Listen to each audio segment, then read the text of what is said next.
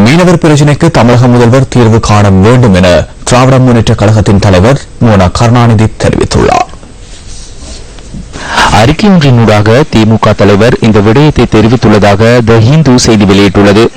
இலங்கையில் எத்தகைய ஆட்சி மாற்றம் ஏற்பட்டாலும் மீனவர் பிரச்சினைக்கு தீர்வு கிடையாது எனவும் அவர் கூறியுள்ளார். குறிப்பாக 45 நாள் மீன்பிடி தடைக்காலம் நிறைவடைந்து தொழிலுக்கு சென்ற முதல் நாளே தமிழக மீனவர்கள் 7 பேர் கைது செய்யப்பட்டுள்ளமை தொடர்பிலும் மு. கருணாநிதி குறிப்பிட்டுள்ளார். மேலும் மீன்பிடி தடை காலத்திற்கான நிவாரணத் தொகை 2000 ரூபாவிலிருந்து 5000 ரூபாய் வரை உயர்த்தப்படும் என திமுகவின் தேர்தல் பிரச்சாரத்தை ஒத்த வகையில் அதிமுகவும் தேர்தல் விஞ்ஞாபனத்தில் குறிப்பிட்டதாகவும் அது எழுத்து வடிவில் மாத்திரமே காணப்படுவதாகவும் திமுக தலைவர் குற்றம் சாட்டியுள்ளார். தமிழக மீனவர்கள் இலங்கை அதிகாரிகளால் கைது செய்யப்படும் போதெல்லாம் மத்திய அரசுக்கு ஏற்கனவே எழுதிய கடிதத்தின் நகலை மீண்டும் ஜெயலலிதா அனுப்பி வைத்து தனது கடமைகளை நிறைவு பெற்றதாக எண்ணுவதாகவும் மு. கருணாநிதி தனது அறிக்கையில் குறிப்பிட்டுள்ளார். ஏற்கனவே இலங்கை இந்திய மீனவர் பிரச்சினை தொடர்பான பேச்சுவார்த்தை முடிவு காணப்படாது அந்தரத்தில் தொங்கும் நிலையில் வெறுமனே கடிதங்களூடாக தீர்வு காண்பது